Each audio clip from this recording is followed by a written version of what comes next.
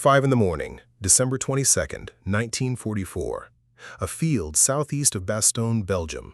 The temperature is -8 degrees Fahrenheit.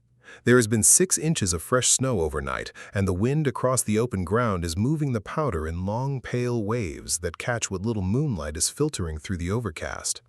A Sherman tank named Lucky Strike, belonging to the 4th Armored Division of General Patton's 3rd Army, is sitting at the edge of a copse of beech trees. The crew has been inside the tank for the previous 6 hours. The driver, Corporal William Harkness of Lansing, Michigan, climbs out of his hatch, checks the surroundings, climbs back in, and starts the engine. The Ford GAA V8 in the rear of the tank turns over twice and catches on the 3rd revolution. Within 30 seconds, it is idling smoothly at 600 revolutions per minute. Harkness watches his temperature gauge. The needle begins to rise from 0. By 2 minutes, the engine has reached normal operating temperature. The tank is ready to move. 3 kilometers to the east, in a sunken farm road outside the village of Borsy, a German Panther tank belonging to the 2nd Panzer Division has been sitting in the same temperature for the same 6 hours. Its driver, Unteroffizier Helmut Kraus, has been attempting to start the Maybach HL-230 engine for the past 20 minutes. The starter motor turns, the engine does not catch. Kraus climbs out of his hatch. He removes the engine deck covers. He looks at the coolant overflow port at the top of the cooling system header tank. The port is sealed by a layer of ice. He looks at the cylinder block. He cannot see the ice inside the cylinder block, but he knows it is there because he can feel the engine through his gloves, and the metal is so cold it stings even through wool and leather.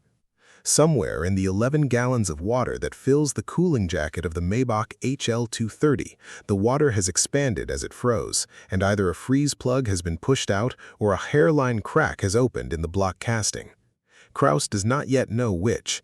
He will know in approximately 3 hours when the temperature has risen enough for him to begin diagnostic work, by which time his unit will have been ordered to move on without him. This is what the war looked like in the Ardennes in December of 1944. American tanks started in the morning. German tanks did not. The German tank crews who fought through the winter of 1944 and 1945 had been told by their command that the cold weather problems they were experiencing were unusual. They were told that the weather was exceptionally severe, that the supply of winter-grade lubricants and fuel was being interrupted by Allied bombing of synthetic chemical plants, that solutions were being developed at the rear. They were not told the more uncomfortable truth, which was that German tanks in the winter of 1944 were freezing for the same reason German tanks had frozen during the winter of 1941 outside Moscow. The reason was that the Wehrmacht had never adopted in sufficient quantity for combat operations the ethylene glycol antifreeze that the American Army was using throughout its tank fleet, and that the Soviet Army was receiving by Lend-Lease shipment from American factories. The German cooling systems were filled with water.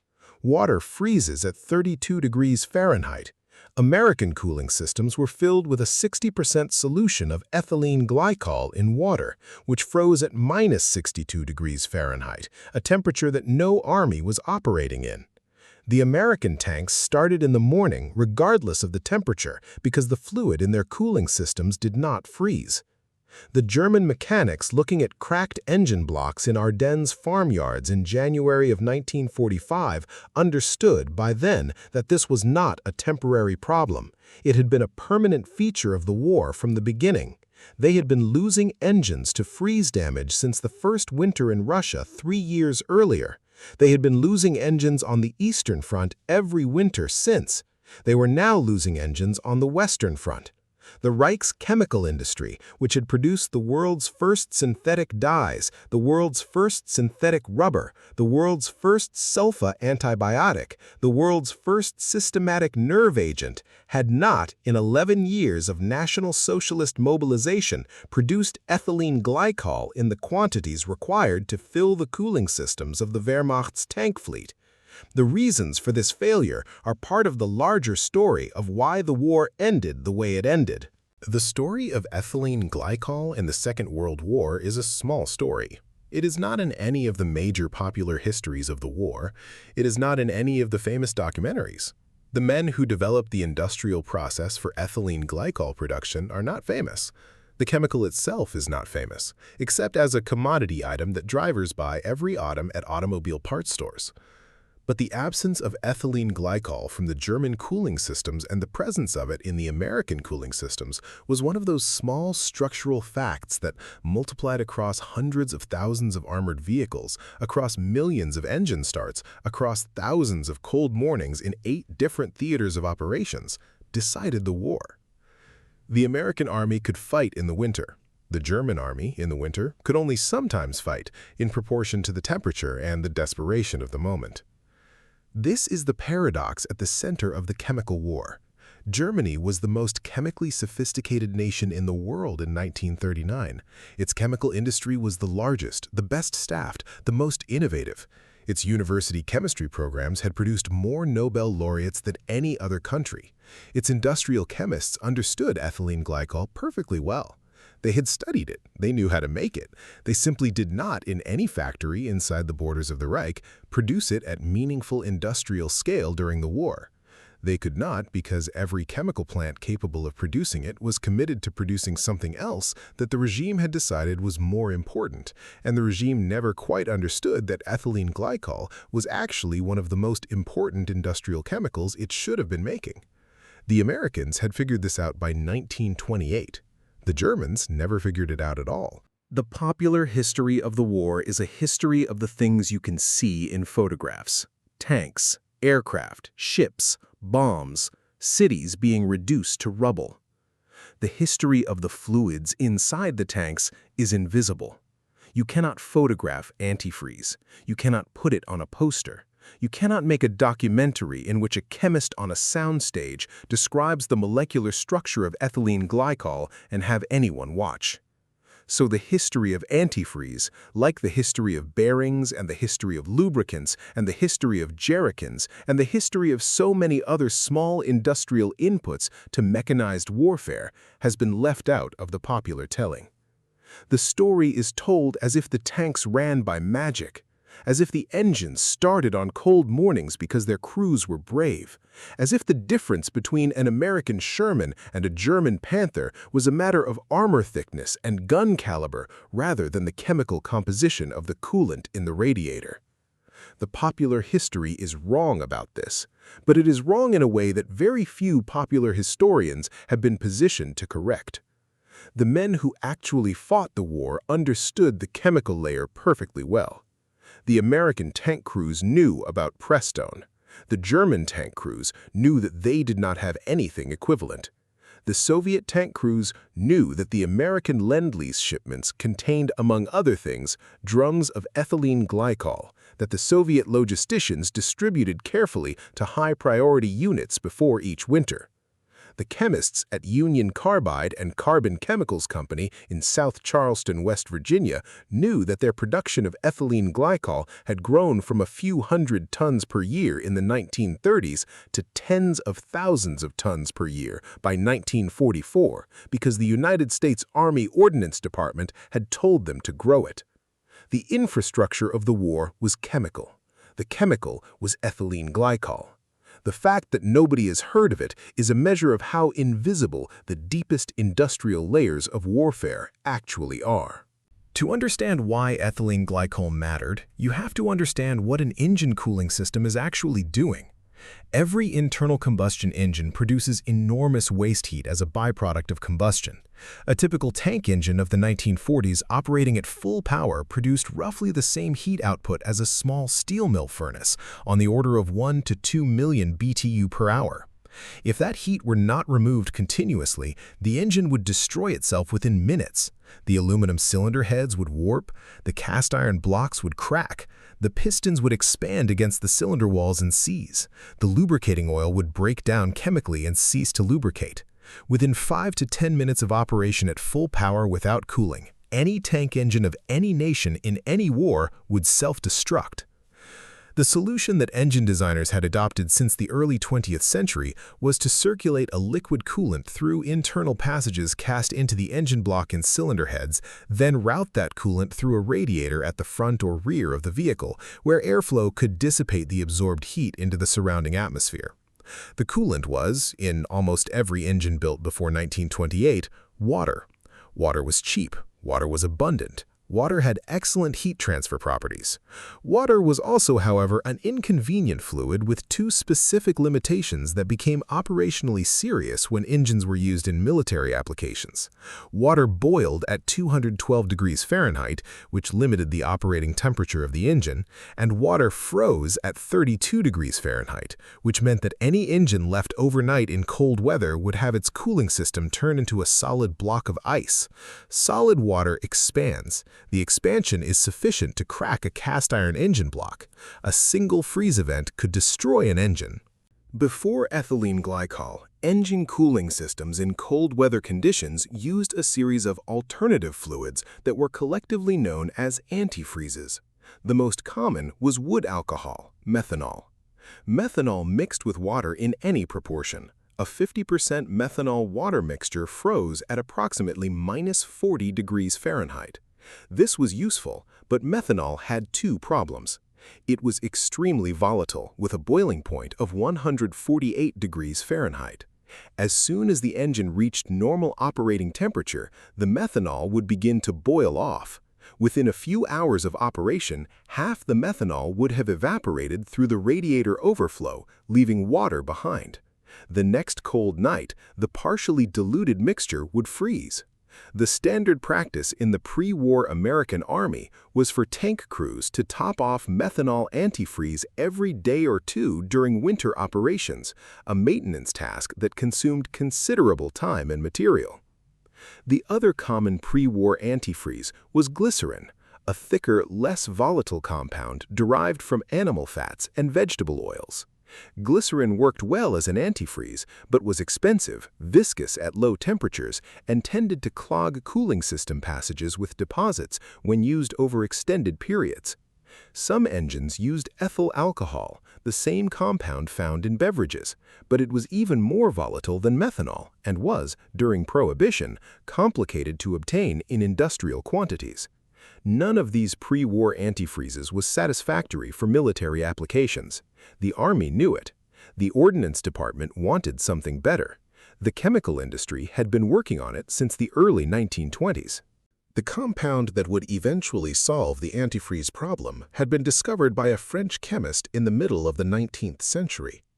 Charles-Adolphe Wurtz, born in Strasbourg in 1817, was the son of a Lutheran pastor. He studied medicine and chemistry at the University of Strasbourg, then continued his studies at the Sorbonne in Paris and at the laboratories of Justus von Liebig at the University of Gießen. By 1853, Wurtz was a professor at the École de Médecine in Paris, where he established one of the first systematic organic chemistry research programs in France. In 1856, working in his Paris laboratory, Wurtz synthesized a compound he called ethylene glycol by reacting ethylene glycol diacetate with potassium hydroxide.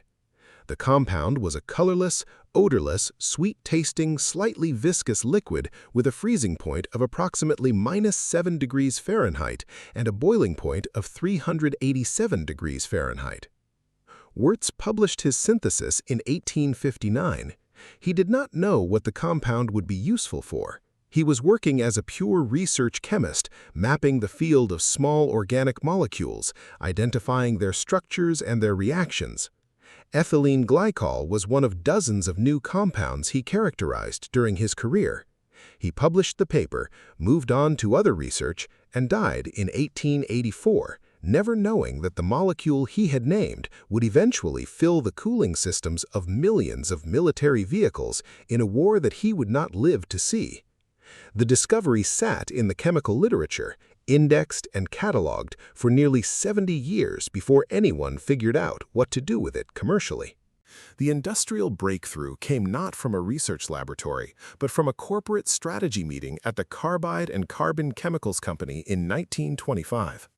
Carbide and Carbon, which would later be reorganized as Union Carbide Corporation, had been formed in 1917 from the merger of several smaller industrial chemicals firms, including the Linde Air Products Company, the Prestolite Company, the National Carbon Company, and the original Union Carbide Company.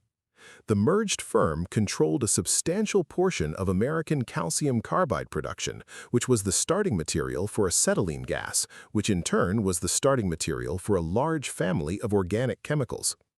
By 1920, Carbide and Carbon had established a chemicals division headquartered at a new plant complex in South Charleston, West Virginia, on a 100-acre site along the Kanawha River, where coal-fired electricity and abundant cooling water were both available in large quantities.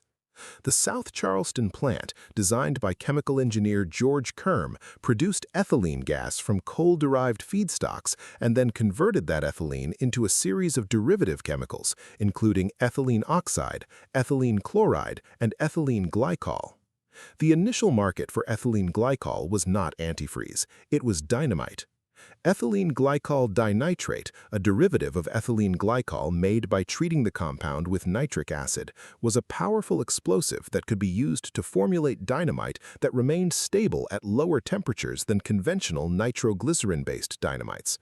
American mining operations in the western states had been buying ethylene glycol from Carbide and Carbon since 1922 for use in explosive manufacture. The market was modest but profitable. The plant produced approximately 100 tons of ethylene glycol per year. What changed in 1925, and then more dramatically in 1927, was that the marketing department at Carbide and Carbon began to wonder whether there might be a larger market for ethylene glycol as a direct replacement for methanol antifreeze in automobile cooling systems. The compound had every property that methanol lacked. It mixed with water in any proportion. A 50% solution froze at minus 35 degrees Fahrenheit. A 60% solution froze at minus 62 degrees Fahrenheit. It did not boil out of the radiator at operating temperature because its boiling point was higher than the water it was mixed with. It was not flammable, unlike methanol or ethanol, which meant a radiator leak did not create a fire hazard. It did not damage rubber hoses or metal castings under normal use, although it required corrosion inhibitors to prevent long-term oxidation of cast iron components. It was, in every meaningful respect, the ideal antifreeze. In 1927, Carbide and Carbon's marketing department launched the consumer brand. They called it Prestone, a name they had inherited from the Prest-O-Lite company in the original 1917 merger. Prestone was the world's first commercially available ethylene glycol antifreeze. It was sold in steel cans at automobile dealerships and service stations. The advertising campaign emphasized two messages. The first was that Prestone, unlike methanol, was non-flammable. The second was that Prestone, unlike methanol, did not need to be replaced every few weeks. A single Prestone fill could last an entire winter, sometimes multiple winters. The American automobile owner of 1927, accustomed to topping off methanol antifreeze every few hundred miles, found Prestone an immediate practical improvement. Sales took off. Carbide and Carbon expanded the South Charleston plant. By 1932, the company was producing several thousand tons of ethylene glycol per year. By 1935, with the introduction of a new and more efficient direct hydration process from ethylene oxide, that figure had grown again. The United States Army Ordnance Department began evaluating Prestone for military use in 1934. The motivation was practical. American mechanized infantry and cavalry exercises in the upper Midwest during the winter months had been plagued by cracked engine blocks. Every spring, vehicles had to be sent to depot for engine replacement.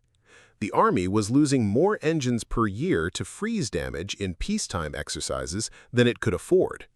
The Ordnance Department contracted with Carbide and Carbon for a series of formal tests at the Army Proving Ground at Aberdeen, Maryland. The tests ran through the winter of 1934 and 1935. The results were unambiguous.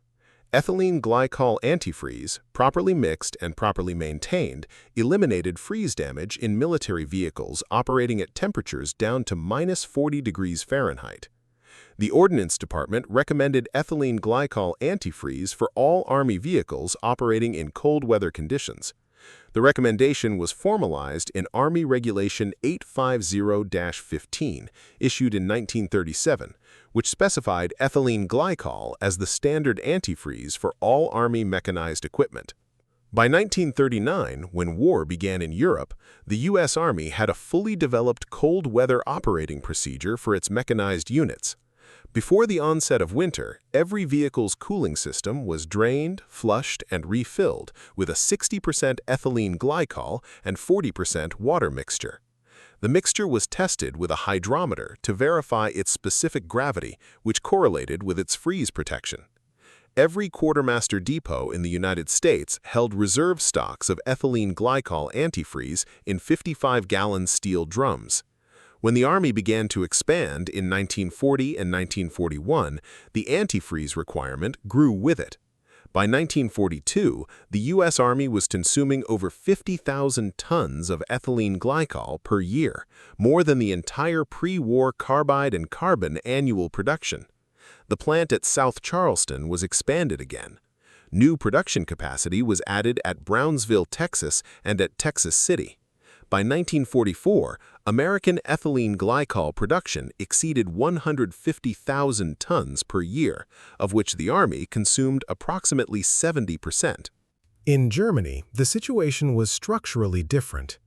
German chemical industry leaders understood ethylene glycol perfectly well. IG Farben, the giant chemical conglomerate, had research chemists working on glycol chemistry throughout the 1920s and 1930s. IG Farben produced small quantities of ethylene glycol for industrial applications, particularly for the polyester fiber program that would eventually produce the synthetic fiber known as terylene in post-war Britain. But IG Farben did not commit substantial production capacity to ethylene glycol as an antifreeze. The reasons for this were several. German automobile ownership was much lower than American automobile ownership, so the civilian market for antifreeze was smaller. German winters, while cold, were generally milder than the upper Midwestern American winters that had driven carbide and carbon's product development. And German chemical strategy in the 1930s was focused on building synthetic substitutes for materials Germany did not have domestic sources for, which meant rubber, fuel, and nitrogen fertilizer. Ethylene glycol was not on the strategic priority list. When the war began, the German army discovered that it needed antifreeze and did not have it. The Wehrmacht's initial response was to use what was available, which was methanol-based mixtures and small quantities of ethanol-based mixtures, both of which had the volatility problems that had plagued American operations in the 1920s. For the campaign in France in 1940, this was adequate because the campaign was over before winter set in. For the invasion of the Soviet Union in 1941, it was not adequate because the campaign was not over before winter set in. The German army discovered in November and December of 1941 outside Moscow what a tank fleet looks like when its cooling systems are filled with mixtures that cannot withstand the actual operational temperatures of the environment. The first winter outside Moscow, December 1941, the temperature dropped to -30 degrees Fahrenheit and stayed there. German tank crews discovered that they could not start their engines in the morning. The water-based coolant in the engines, with whatever methanol mixture had been added at the rear depots before deployment, had frozen during the night. Some tanks had cracked engine blocks, others had merely seized cooling pumps. All of them were inoperable until they were warmed up, which required building fires under them and around them with whatever wood and fuel could be scavenged. The standard procedure was to assign 2 soldiers per tank to spend the entire night feeding small fires under the engine compartment, trying to keep the metal warm enough that the engine could be started in the morning. This was, by any standard of mechanized warfare, an absurd waste of manpower and material. It was also the only thing the Wehrmacht could do. The famous photographs of German soldiers heating their tank engines with blowtorches and open fires in the winter of 1941 and 1942 are not photographs of an army adapting cleverly to harsh conditions. They are photographs of an army that has not been provided with the basic industrial chemistry required to operate mechanized equipment in cold weather. Across the broad front from Leningrad to Rostov, the Wehrmacht's armored formations were losing tanks every night to freeze damage in numbers that exceeded their losses to Soviet armored engagements. By February of 1942, when the immediate Moscow crisis had subsided and the German army was attempting to consolidate positions for the spring, the panzer divisions reported armored vehicle availability rates of approximately 20 to 30%. Most of the missing vehicles had not been destroyed by combat, they had been destroyed by their own coolant, expanding as it froze. By 1942, the German chemical industry had been instructed to address the antifreeze problem. IG Farben increased ethylene glycol production at its Ludwigshafen and Lena facilities. By 1943, German production had reached approximately 12,000 tons per year. This was helpful but inadequate. The Wehrmacht's tank fleet alone on the Eastern Front required approximately 25,000 tons of antifreeze per winter at proper mixture ratios. Counting trucks, half-tracks, and other military vehicles, the total Wehrmacht requirement was probably closer to 70,000 tons. The 12,000 tons that German industry actually produced was not enough. Field units had to make choices about which vehicles received antifreeze and which did not. The choices were prioritized by combat value, which meant that tanks received preference over trucks, and that front-line tanks received preference over rear-area tanks. The result was that the Wehrmacht's mobility deteriorated steadily as the war continued, with a growing fraction of vehicles becoming undeployable in winter conditions for purely chemical reasons. The American Army faced no equivalent constraint. By 1943, with Carbide and Carbon and Dow Chemical and several smaller producers all expanding ethylene glycol capacity simultaneously, American production had reached 175,000 tons per year. The Army's annual antifreeze consumption was approximately 70,000 tons. The civilian market consumed another 50,000 tons. There was substantial surplus that could be exported to allies. The British Army received American antifreeze. The Free French received American antifreeze. The Polish Army in exile received American antifreeze. And most importantly, the Soviet Union received American antifreeze through the Lend-Lease program in quantities that helped close the gap between Soviet chemical production and Soviet military requirements during the critical winters of 1942, 1943, and 1944. The Lend-Lease antifreeze shipments to the Soviet Union were not trivial. Between 1942 and 1945, the United States shipped approximately 120,000 tons of ethylene glycol antifreeze to the Soviet Union via the Persian Corridor route and the Pacific route. The Soviet Army distributed this antifreeze to its armored formations on the same priority basis as the German Army was doing, with frontline tanks receiving preference. But because the absolute quantities available to the Soviets were considerably larger, the operational consequences were quite different. Soviet tank units, even at the lowest priority levels, generally had sufficient antifreeze to operate through the winter without losing significant numbers of vehicles to freeze damage. The Soviet T-34, with its diesel V2 engine and its sealed water-based cooling system, was a vehicle that depended absolutely on antifreeze for cold weather operation. The fact that the Soviet Army had antifreeze and the German Army did not was one of the smaller but more consequential operational differences between the two sides on the Eastern Front from 1942 onward. The Soviet logisticians understood this very clearly. After the war, Soviet military histories acknowledged the role of American Lend-Lease antifreeze in maintaining Soviet armored mobility during the winter campaigns. The acknowledgement was buried in technical military journals and was not widely promoted in Soviet public histories, which preferred to emphasize Soviet self-sufficiency, but the records exist. American ethylene glycol flowed from Carbide and Carbon's South Charleston plant by rail to Atlantic and Pacific ports, by sea to Persian Gulf and Vladivostok terminals, by truck and rail across Iran and Siberia, into the cooling systems of T-34 tanks fighting from Stalingrad to Berlin. The chemistry did not care which army it was protecting. It protected whichever army was using it. The Soviets used it. The Germans, in larger and larger numbers as the war ground on, did not have it to use. The American Sherman, when it landed at Normandy in June of 1944, was already prepared for the winter that would arrive 5 months later. The cooling systems of every Sherman that crossed the English Channel were filled with 60% ethylene glycol antifreeze mixed and tested at depots in England before embarkation. The same preparation had been made for every American tank deploying to North Africa in 1942, although the cold weather concern was less acute in the Mediterranean theater. The systematic American practice was to deploy every armored vehicle with full cold weather chemical preparation regardless of immediate theater conditions, on the principle that the vehicle might be redeployed to a different climate without notice, and the chemical protection cost almost nothing extra at the depot stage.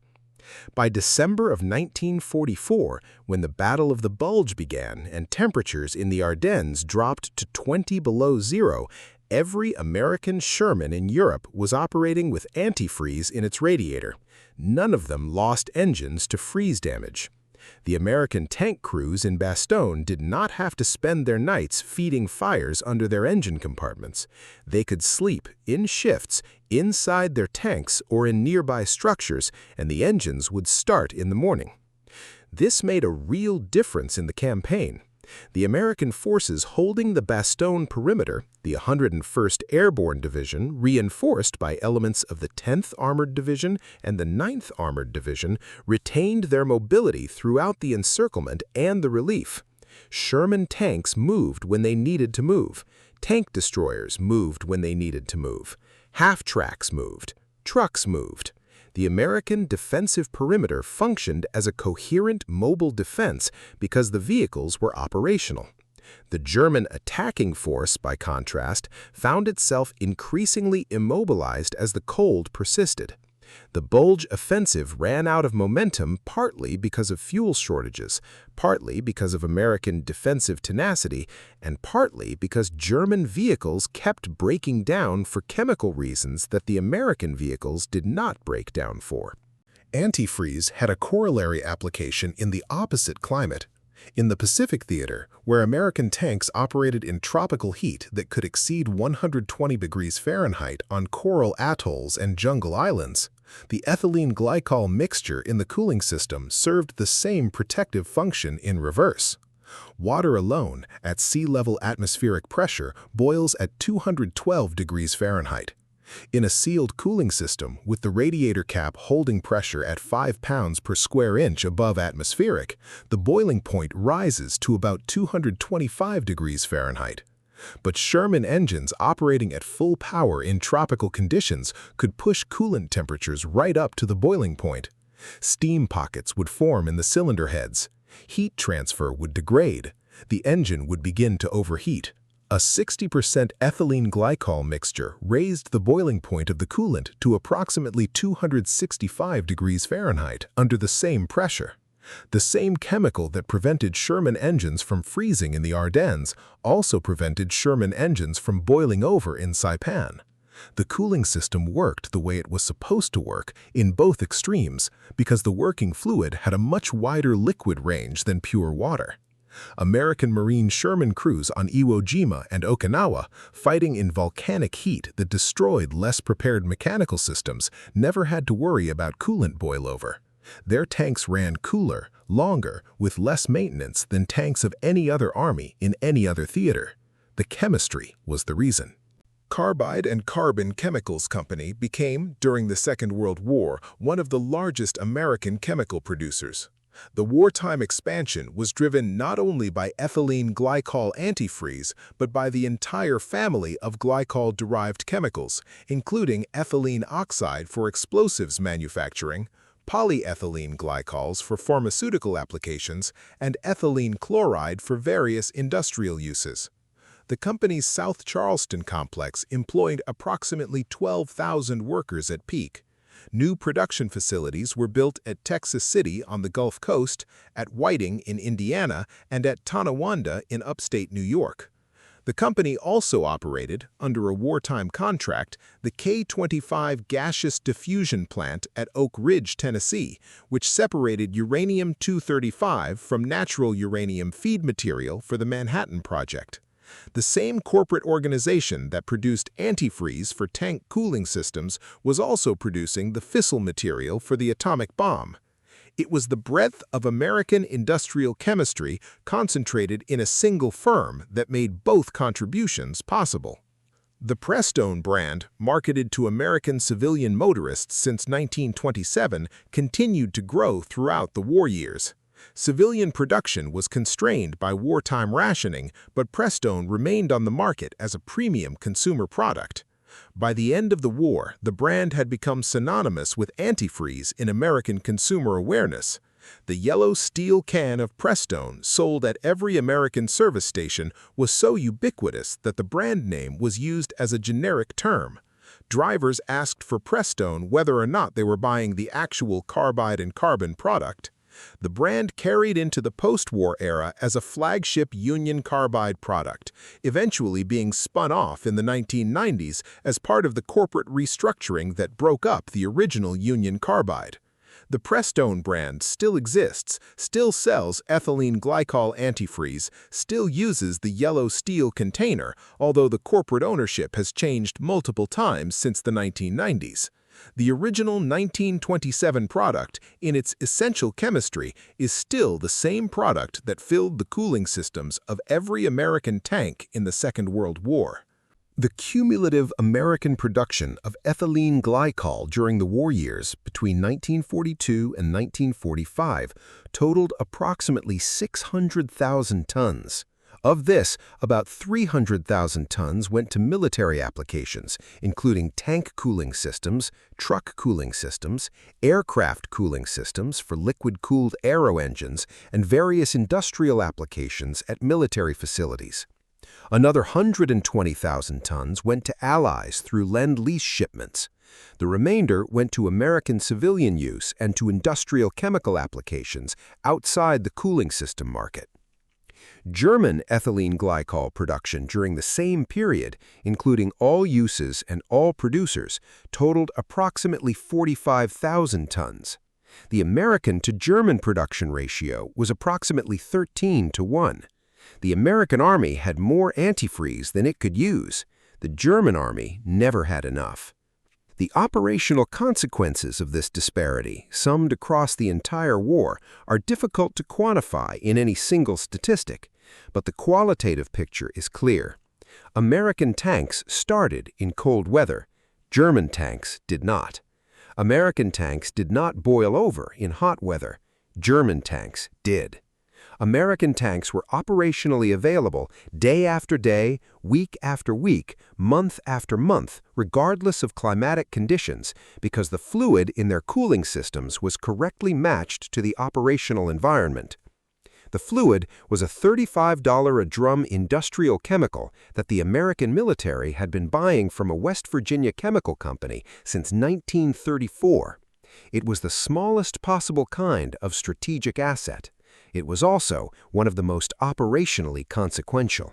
George Kerm, the chemical engineer who had designed the original carbide and carbon ethylene glycol production process at South Charleston in the early 1920s, was not famous and is not famous now. He had been born in Hanover, Pennsylvania in 1888. He had studied chemistry at Northwestern University, then at the University of Chicago, where he received his doctorate under the chemist Julius Stieglitz in 1913. He had worked for the National Carbon Company before its merger into Carbide and Carbon, and he had spent the early 1920s developing the industrial processes for producing ethylene, ethylene oxide, and ethylene glycol from coal-derived feedstocks. His work, published in chemical engineering journals between 1922 and 1935, became the basis for the entire petrochemical industry that emerged in the United States during the same period. The methods he developed for producing high-purity ethylene at industrial scale and for the catalytic hydration of ethylene oxide to ethylene glycol were the foundation of every subsequent expansion of American ethylene glycol production. Kerms stayed at Union Carbide his entire career.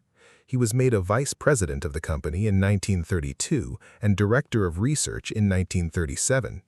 He served as a consultant to the U.S. Army Ordnance Department during the war, advising on chemical production scaling and on cold weather equipment specifications. He died in 1976 at the age of 88, having lived to see his own glycol chemistry become the foundation of an enormous global industry that included antifreeze, polyester fiber, polyethylene plastics, and 100 other product categories.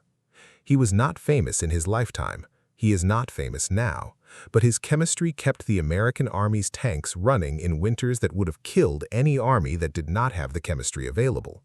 The continuity from Wurtz's Paris laboratory in 1856 to Kerms' West Virginia plant in 1925 to Lucky Strike's cooling system in the Ardennes in 1944 is the kind of continuity that the popular history of the war never quite manages to trace.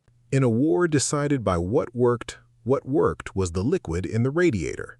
It was colorless, slightly viscous, sweet to the taste, lethally toxic if swallowed. It was produced in industrial quantities at a few American chemical plants on the Kanawha River and at the Gulf Coast and at the shores of Lake Erie. It was shipped in 55-gallon steel drums to Army depots from California to New Jersey. It was mixed with water at depot tank fill stations and pumped into the cooling systems of every tank, truck, half-track, and self-propelled gun in the American military inventory. It went across oceans to North Africa and Europe and the Pacific in millions of gallons. It sat in the cooling jackets of Sherman engines from June of 1944 to May of 1945, and from June of 1942 to August of 1945, doing nothing visible, costing almost nothing, asking nothing of anyone. And every cold morning in 8 different theaters of operations, the engines started. 3 kilometers from Lucky Strike's idling Ford GAA, Unteroffizier Helmut Krause continued to stare at the cracked block of his Maybach HL-230 in the dark of the Belgian winter morning. He understood, in a way that German command in Berlin did not, what he was looking at. He was looking at the chemical infrastructure of the war. He was looking at a small structural fact repeated across the entire armored fleet that decided who could fight in the morning and who could not. He was looking at the consequence of an industrial decision made in 1925 in a city in West Virginia that he had never heard of by a chemist whose name he did not know, on behalf of an army whose customers he would never meet. The chemistry was American. The decisions had been made 20 years before the war. They were already in place when the war began.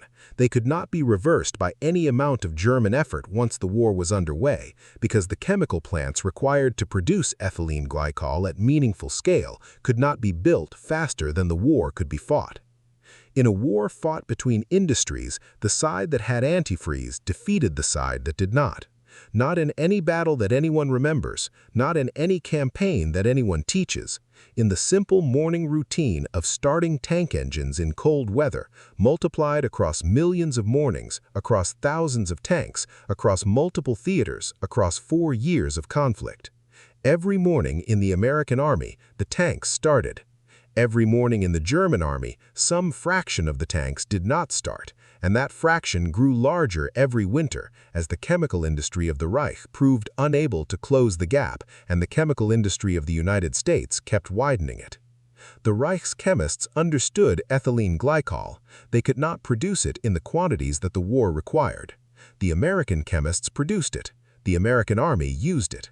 The American tanks ran. That is the story of the coolant that quietly kept American tank engines alive. It is a small story, told in chemical terms that nobody wants to read about. It does not appear in the documentaries, it does not get the famous photographs, but it is the kind of story that decides wars, and it decided this one. In a war determined by what kept running was the engine with the right fluid in the cooling jacket. The right fluid was ethylene glycol. The Americans had it, the Germans did not. That difference, multiplied across every cold morning of the war, was the war.